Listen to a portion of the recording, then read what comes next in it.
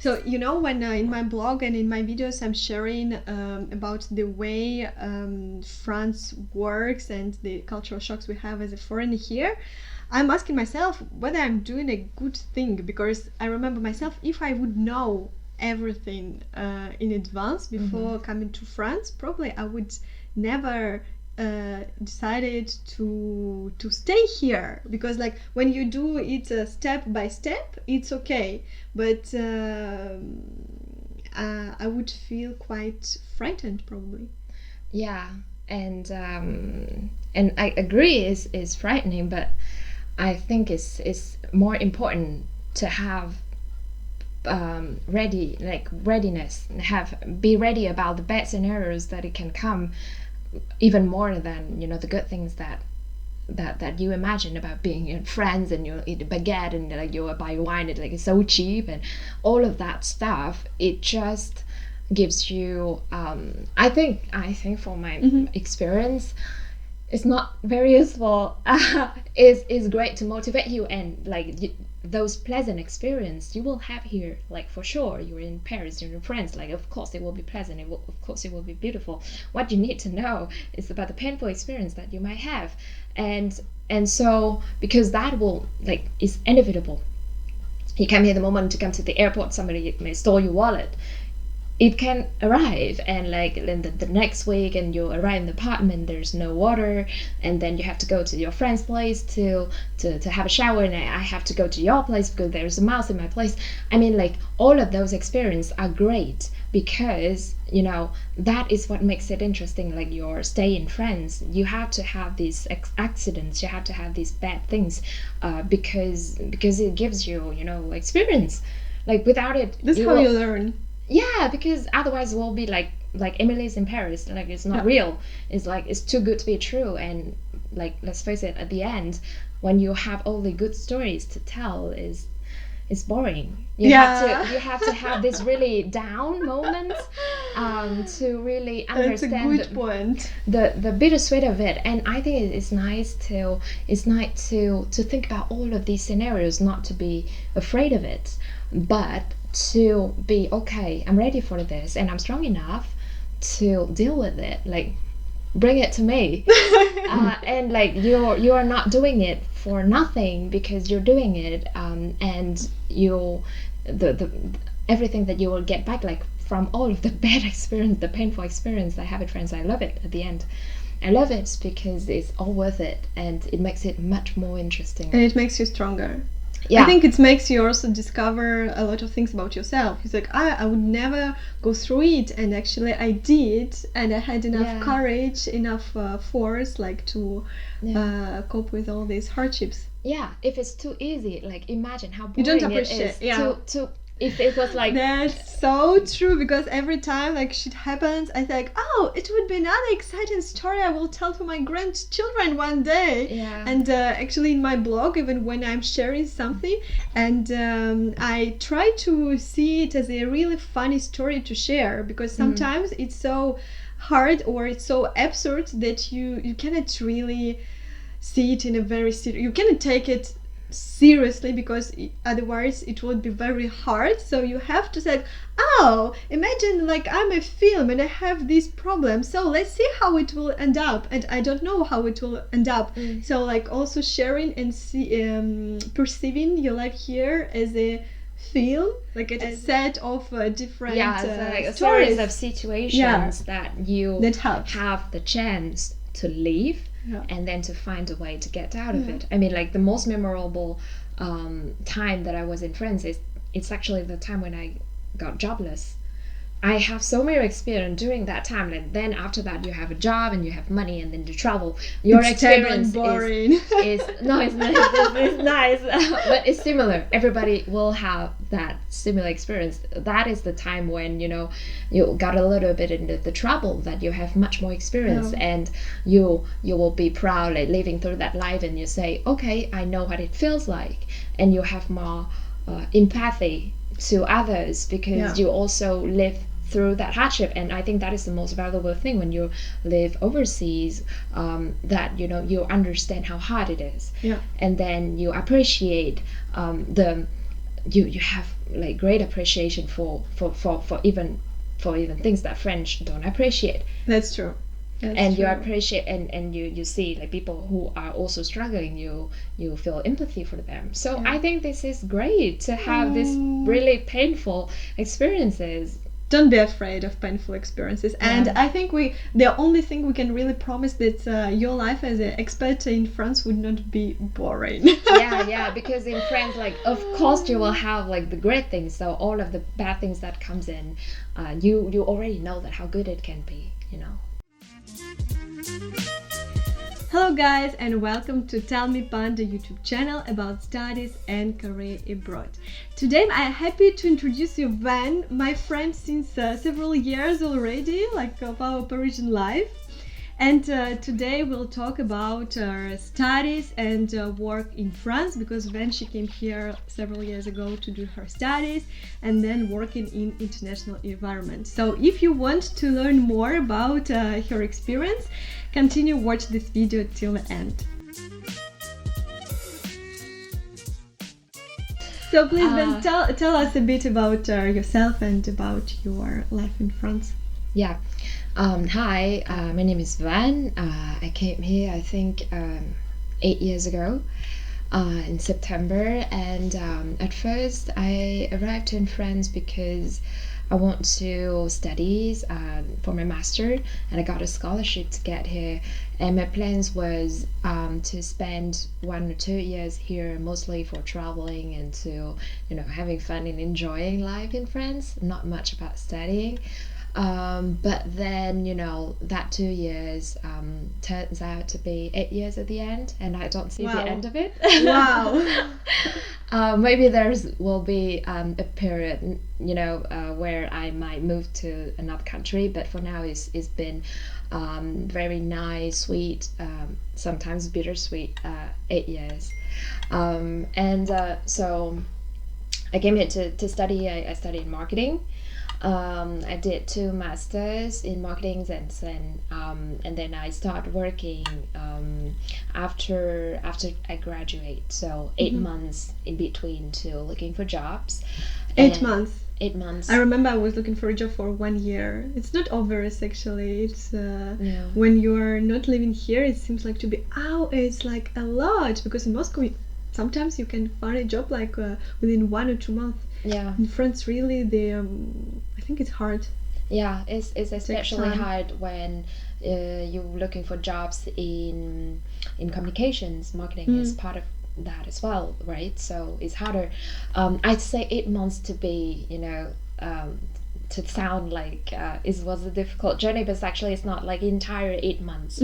So during that 8 months, sometimes I'm looking for jobs for 3 months, and then I run out of money, and then I start to work to earn enough money to keep me alive and keep me full for another 1 or 2 months, and then I go back to job searching. So it's like not a continuous 8 months looking for jobs. And then after that, then I got a job offer in design agency, which is pretty good. It's a small firm, it's a French company, and I worked there for nearly 2 months, and then I got another job offer for working for multinational companies, and for me that is always what I've been wanting, and I'm feeling more familiar with that kind of environment. I'm not sure if I'm tough enough to be in the all French company anyway. So it was awkward, but it was the right choice at the end, and I've been working there for 5 years now. So now you're working in an international company, and your team is also international, or still you have like lots of French colleagues? I don't have any. No. You don't have any French colleagues? No, not say that. I do. Not people that I work with. I have really nice colleagues, but the people I work with most regularly, they're German, they're American, Indian, Singapore. So it's like multinational. My team has, I don't know, 10 or 11 nationalities. Wow. So you are speaking English every day? Unfortunately, yes. Unfortunately, why unfortunately? I would love to speak more English to practice it, because like I feel in France I lost my English because I was speaking French with my French colleagues. Yeah. I mean, like, you have 24 hours a day. Like, if you speak English, then you cannot speak French.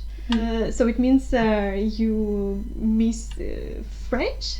Yeah, I'm missing speaking French when I'm in France. That's what happened. And when you spend your days, speaking in English, you kind of like thought. So people, I think there are many people like me who works in multinational companies, and the way that you articulate your thoughts is in English, but then the way you articulate your emotion has to be in my native language or in French. So it's like dealing with multiple space and nationalities and personalities actually at the same time. How do you deal with it? Is it like, do you feel like your brain is switching every time, or you are kind of combining your culture, French culture, like English speaking Yeah, cultures? I think I sort of messing up. And I'm afraid that people, don't like it, but I can't do otherwise. For example, the other day, I was talking to my colleagues in English, and I just want to say that, I'm so busy, I'm sous l'eau. But I didn't say sous l'eau because, English. Yeah. I say underwater. It's like wait.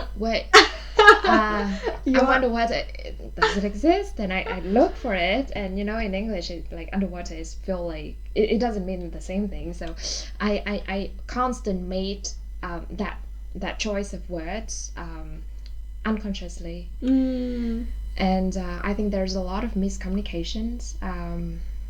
It happens all the time. Don't know how to deal with it. Actually, It's very interesting because actually neither French nor English is your native language. So it means like your brain translates from one foreign language to another foreign language. I mean, like now, like probably at the beginning I realized that I make a mistake. Now I'm at the stage like I don't even Know how to say it. like if I was saying the right thing or the wrong thing, because this was like automatic, and I just It's very interesting because I have a friend. She uses English and French in her everyday life, and she also was sharing that she kind of like using French expression, but in English. For example, like in French, they say "on en a pour 30 minutes." And the translation, like literally, we have it for 30 minutes. But in English, you don't say like we have it for 30 minutes. Yeah. So What is it? Yeah. So it kind of sounds very bizarre, very weird. But the brain really. Sometimes when I just arrived in France, I thought, oh, people, for example, Russians, when they speak Russian and they use some bizarre expressions, I think they kind of trying to show off, like to okay, we're living abroad. But then I started to do it myself, and I understood like for brain, it's really interesting what's happening like with your brain. So for our brain, it's easier sometimes to translate the expression than to say it as it was in your native language, or like. It's very funny. It's very funny. I think people really need to be very generous with people speaking multiple language, especially when it comes to meaning and stuff, because it is not perfect. Is bad. Sometimes it can be insulting, vexing. I had that situation at work. When we have we do a video, and there is this guy who do like the voice over of the video, and in French we call it comédien. In English is the actor, right? And the guy who is French, say to the colleague in the US, saying that like we hired this comedian, he's speaking it wrong, and it's like, what, like, are you saying like this is the comedy, like is it a comedy to you? But it's not, it's just a bad translation. It's like faux amis, the false friends. The words which exist in both languages, but they do not mean the same. So there are so many of them. So many of them. And I mean, I hope that people will be really generous with us and ask questions to clarify when you feel that it's weird. Yeah. So really ask questions. So because we don't want to sound rude, just sometimes we do not feel, or we just don't use the word in the proper context, especially at the beginning when we're just learning language. Yeah. I have a question about your studies. So you told me that you came here and you got your scholarship, but why did you choose France? I mean, like, it's quite a typical question they ask your interviewers, but seriously, like, were you thinking just about studies abroad and you choose a program that you wanted, or it just really you wanted to go to France and then you started to look for master programs? So I was 23 years old at that time, and that is when I have a choice whether I go working directly or I spend a few years abroad to travel and to have more experiences. So I chose the later one, and for me it doesn't matter where I be. I just want to have experiences, and with the least cost as possible, you know. So I applied for several scholarships, and I got one with the French government. They are very generous that, you know, they give scholarships, and they give living fees as well, so to support French scholarship. It's about 800 per month, right? I got one that is 1,100 per month for the first year, and then, you know, the second year was like that, but yeah, I think it's just generous, and so my parents didn't have to give me anything for me to go to France. It's kind of like, so yeah, that is the reason. Do you think that the fact that you studied in France and you did your master's degree in a French university helped you find a job in France? Yes, of course. I think it's very important to have a French degree in France. It's better if you graduate from a good school. You know, from the top schools, is your percentage to get high is much higher. I was graduate from a, you know, school that is okay, so I struggle a little bit, but I think it's very important. People does look into that. But do the companies, they are asking and they put real attention to your diploma, or how did you feel that it's important to have local masters? Because that's what I'm saying to my clients, my students, and to guys who are following my blog, that in France diploma is really extremely important. But how, like in real life, how did you feel this importance? I mean, like, for me, I didn't have much expectations for me to be able to find a job here, because my schools was not like at the top schools, right? And I find a job in marketing communications, so it's hard. But you know, after all, I find that there's always exceptions. There are always recruiters that are not looking entirely at your education, but they also talk to you, and they are looking for qualities. So, and I lucky that I found one of them like that. It's rare, but I think they exist. So it's not, I mean, like, it's extremely important. It will make it extremely easier to have the good start in terms of schools and rankings and all of that, but there's always possibilities to have a job, to find a job without graduating from one of these schools. Is it important to speak French? Yes. From your experience? Yes, it is. Though your studies were in English. Yeah. So still, like during interviews, even for English speaking position, because now you're saying like you are working in international team and you are speak English every day. So did they ask about your French? Did you speak French during your interview? Yeah, I do. I need to speak French. It's like entrance test, right? They want to speak to you in French so that they can, I don't know, understand you better. Now that I'm working on my job, I realized that, okay, I don't use French at all. So I think now the times changed a little bit. Now we work from home a lot. companies hiring people from everywhere. So companies who has office in France, they can look for talents elsewhere, and yeah, and so I think the opportunities is larger now, is broader for English speaking students. But the questions students often ask, like, if the position is in English, why do they need me to speak a good French? So what are the reasons behind, from your point of view?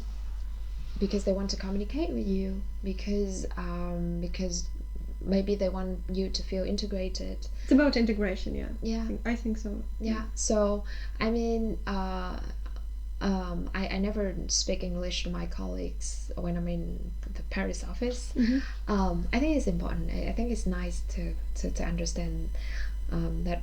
So yeah, I see no reason why, if they can find someone who can work in English and they can speak French, they will not choose that person. And there are people like that. So if you want to improve your how to say, competitiveness, better learn French. It's a very important piece of advice. So then I'm very interested, like, in your feeling about cultural differences. Yeah. At the beginning, probably during your studies and during your work experience. Yeah, probably. I don't have much to say about work, but I do have this remark about the cultural differences when it comes to the lifestyle. So I come from Vietnam. I'm from the capital in Hanoi. It's very busy country, you know, in development. I don't know if that's saying that, like en développement. Developing country. Developing country. And so everything is very fast, is going with an incredible speed. And so I came to France. Then, you know, that is the culture shock that recent years I have, is how slow it is, the life here. And you're living in Paris. Don't say it to French. They think like Paris is a crazy city and very stressful. Yeah, no, I see it everywhere in France, not in Paris. Paris people are slow. In the countryside, they are even slower. And the more that I stay here, the more I appreciate it. And I think that is the part of me, you know, that is part of the reason why I really love this country, because they really take time to do things. So last Christmas, for example, I was in the friend's place, and they live in the countryside in the south, and there's the grandparents and the grandkids come visit them during Christmas. And we were come back from the church Sunday morning, and then I see this scene, you know, like the grandma is cooking in these old little kettles and, you know, thingy that looks really ancient. And beside her, so there's two kids. One is 7, one is 9.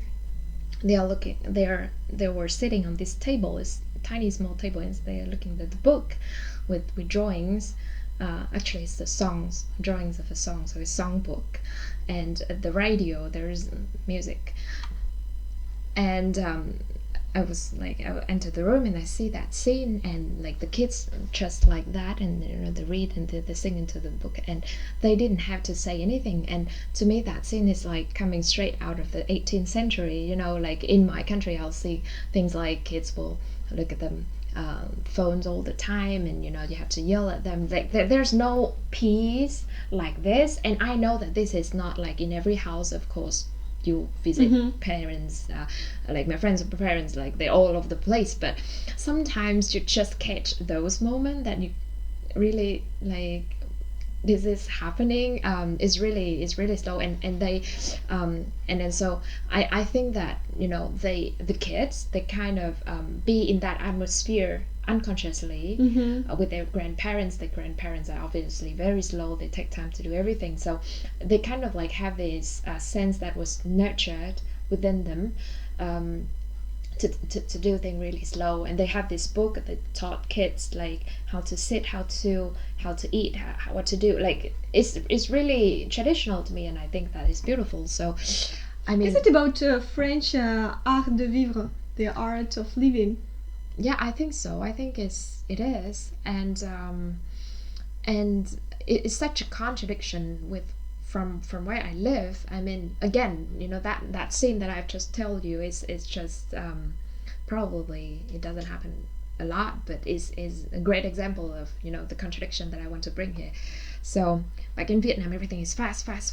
Like if your internet's broken, you call a guy. In the afternoon they will come. They fix it. I know what you mean. And like I came back home, it was a day like Christmas Day, and I have my phone, I have a SIM card, and then I didn't have Wi-Fi, and so I called the centers and it's like, I don't have Wi-Fi, and I didn't expect anybody to pick up because this was like Christmas Day, right? Somebody pick up, and I have internet like half an hour later. In France it takes me 3-4 months. I know. They all take us, you know, that much time to have internet and to have things fixed. So it was, you know, people say that the best of the country is always the worst. So I think France is best at this thing when, you know, they enjoy, they take the time, they live it slow. But it's really that slowliness that is really frustrating sometimes. I think probably French would not even would not agree with you in this sense, because like you can see that France is slow when you are lived in countries which are really fast, so everything is very relative. Because when I say and when I share my impressions about Paris with not Parisians but French who are not living in Paris, and I say like, you know, like when I came to Paris and everyone is on terrace with a glass of wine, they just enjoying their life, and everything is so chill, and you guys know how to enjoy life, and it's really, it's like, what? Like Paris is a crazy city, how can it be slow? And then it's like, come to Moscow and then you'll see the difference. And also like Russia is a developing country, and I know what you mean, like kind of here in France I feel there is a system which works, and thanks to this system, for example, during COVID time, people were at chômage partiel, so like government helped a lot with like salaries and with this unemployment. Government helped a lot, even though French are not agree with that, but like in Moscow also everything, I was born in Moscow, like everything is so fast, and they say like Moscow never sleeps, and it's true that everything works 24 hours and 24 hours. So you can find anything you want any time of the day. If you want, I don't know, it's 3 a.m. To get pizza, you can like order it if you want something to be repaired. So, and everyone else, like everything is opened on the weekend. But 6 years ago when I came to France, like you remember the time, you were here as well, like dimanche, Sunday, everything is closed, and you have to go to supermarket on Saturday, so to be ready for Monday. And for me it was like a shock, like okay, I have to plan my life accordingly to the schedule of like supermarkets, of marché, etc. And for me it was kind of crazy. Life to your like hairdresser schedule and your dentist schedule. And some doctors you have to prendre rendezvous to take an appointment like 6 months in advance. Well, it's kind of extreme, but at some point it can be true. And for me it was just crazy how different it is. And when you are used to this speed, that everything is fast, that like service is fast, it's really very frustrating. But then I do agree that when you calm down, it's like, well, actually life is really beautiful, and if everyone can enjoy their life, so really like all these services and all these people who are working in administration, they also take their time and they enjoy life. So it's like you just have to accept the rules of the game, and also to start enjoying the life as French do. The best is the worst, huh? There's always both sides of it. I mean, when I go to the US, like see how early people wake up and start working. It was Starbucks, and people come and go just taking orders, and it was a shock. And when I have a date with my friend and say like we get some coffee in the morning, and of course I go into the French right, like, oh, what am I gonna order? And then okay, when it's seat, what is that? And she was looking at me, it's like, what, seat? You want to sit? No, we take away and we drink it. I'm like, on the way, it's like, In France, they do not do this. Really, Never. if they take Never. a cup of coffee, well, not now because of COVID, but usually Yeah. it's in the cafe, and like they pause the déjeuner, the lunchtime break. It Yeah. could be up to or like 1 hour and a half, sometimes even 2 hours. Yeah. Well, it depends, but it's really. I think Yeah. with US culture also there is Yeah, a huge difference. it's very fast there, and you have to go out of this country to see that actually we are living in slow motion, you know. Yeah. Yeah, that's crazy. But I mean, this is great. I like it. I don't know if everybody likes it, but I think it's a great way to spend your time. Like I saw in the book the other day that they kind of rank how many times one people spend in their lives. Number one is sleeping, and number two is vacation and holidays. And that book was written in French. Okay, so not work. No. Like I don't believe it is the same case. It was in Yeah. other countries, but in France, like after sleeping is immediately is holidays, vacation is relaxing is. You know, like France is also known for a 35 hours working week. But and so many people think, like you're in France, so you're working 35 hours. But it's not true. I think also it depends on their field where you're working in. It depends on your company. So for example, when you work in a startup is really very, very fast. Yeah. Just because of the structure. So startup is like by default very, very fast and very rapidly growing. So probably it's not everywhere like this, because I do agree in the sense like France is slower than other countries, but I know people who working in consulting, in invest banking, in finance, and they're working like crazy. Yeah. And I know that their work and life balance is very different. Yeah, So they can work even on weekend. Yeah, of course, there are people like that, and they are. I think at some point they are efficient during their work hours. I have my colleagues. They're working hard, during working hours. Maybe they just find a way to manage their time more efficiently and trying to accomplish more during the workday. So it's not like about spending late, but just to accomplish things. So that is still a mystery. We have to live here longer to see how the society works when people take so much time playing and enjoying and living life slowly. Yeah. But I think in general, French, they do appreciate the time they spend with their family. For example, once I had quite an interesting discussion about why so many shops and so many like commercial stores, they are closed on Sunday. And the answer was like, for some French, I'm not talking about all French, but for some French, it's always, well, like, but Sunday it's time for your family. You cannot work on Sunday. And in France, quite often they have to pay you twice of your salary this day. And my point was like, but if, for example, someone doesn't have family, or someone would prefer to work on Sunday and to get twice of the salary, and it's okay for him, so let's give opportunity for these people like to work on. Now the situation is better, so even like Galeries Lafayette and huge malls, they are open on Sunday. But again, like even 5 years ago it was not the same. And like tourists in the city, tourists in Paris, they couldn't buy anything they want just because everything was closed. But so the idea behind it, like Sunday, it's a family day. So you cannot even imagine. And really the laws are so strict, and if you are running your own company to hire someone on Sunday, you have really follow some rules. So you cannot just do it whenever you want. And it's very different from Moscow. So in Moscow we don't have this reflection behind. Like in Moscow, you want to survive, you want to have work, you do like the maximum. So it's also, I was impressed by this respect of family values. They are. I think they are very traditional in that sense. Different from Asia, like Asia countries also value family, but I think here they value family in the different way. It's a good way as well. They take time to be with their kids. So you mentioned that in Asia the family is also very important, but it's not the same as in France. So what exactly is the difference?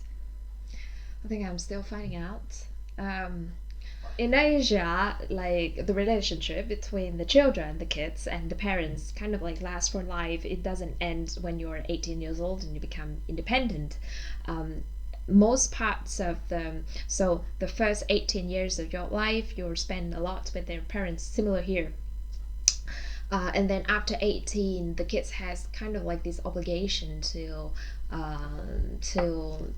be nice to the parents, to stay close to them, to take care of them, to even give uh, get pregnant and give kids for grandparents to take care of. And that is the life of the parents when the kids are older. They take care of the grandchildren. I think here, after 18, you kind of the parents kind of move on with your life, and then you start enjoying your life. And the family bond, I don't know, it will be replaced by something else. For Asian country, like the family bond is ongoing. And yeah, I think that is a clear difference. But inside of it, the way that people care for each other, I think is somehow similar. Asian countries tend to be more intrusive, I think, to participate a lot in your decisions, and because they care, because they think that if they don't give you their opinions, they don't care, they feel bad about it. I think here people really respect other people's lives. You don't give feedbacks, you don't give comments when you are not asked to. Only if you ask like what are your thoughts on that, then maybe you give opinions then, but you don't feel bad if you don't give the opinions on your kid's life or your cousin's life, on your your life decision. You live as you want it. I think it's a very common point with Russian culture. For example, in Russia, it's very common to ask, "Are you already 30 years old? Why you not married? When you are supposed to get married and children?" And then you have one children, where you thinking when you are thinking to have another one. And so this kind of like question, which here in France and I think in Europe in general considered to be very personal and private questions, even within family. So I think you're right in the way that most of the people, they kind of respect the private life of their children, and they don't put this pressure as they do in our countries. For example, here, okay, you want to have your grandchildren probably, but you cannot push your children to like, oh, it's time, you should give me like give a birth, so because I want grandchildren. So it's kind of okay, it's your life, and I respect the decisions that you take, so you don't feel this huge pressure. Yeah, I think so. And also I think old people here, I know it's bad to say that, but in general, old people live their own life. Yeah. It's like a new life begin when you start your retirement. They go traveling. It's like, Yeah, okay, now buy I'm free. houses. So they perceive it in a different way. So now my children are grown up, so I can live my own life. It's Why impressive. in the country, in Asian country, the ideal image of grandparents is that you sit here and then you drink tea, and then you have lots of grandkids Yeah. around, and they're playing around, and then you cook. I mean, like is always you are the, because we have great respect for elder people in the family, and so they have to be there in that picture. They are not traveling, they have to stay there, and so people can show them the respects, and can take care of them, and they can take care of the children. So yeah.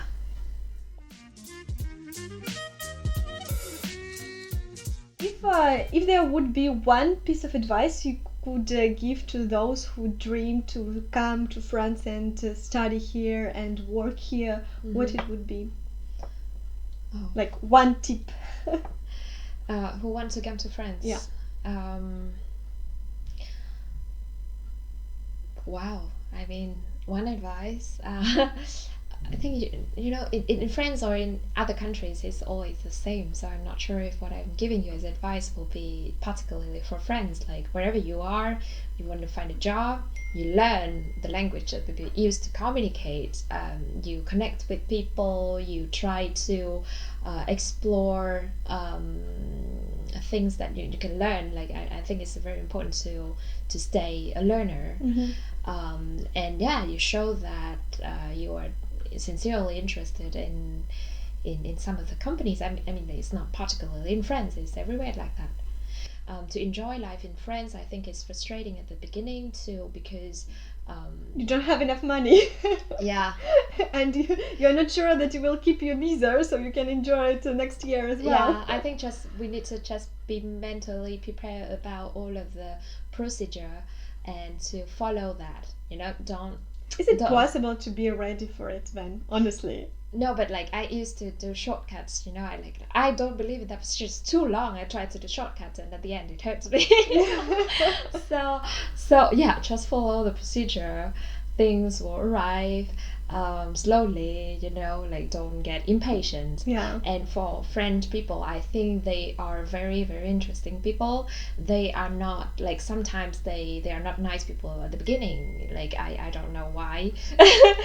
Maybe they just want to test personalities or something like that, but they are very I think inside they're kind, and they are funny, and they are very creative, and know how to live the life. But yeah, so I think everything takes time to get to know the life, and to the people as well. It's not that hard. It's just perfect conclusion of this video. So thank you very much, Ben, for your time, for sharing your impressions, your experience. I hope you guys liked this video and you found useful information for yourself, and also got inspired by Ben's example.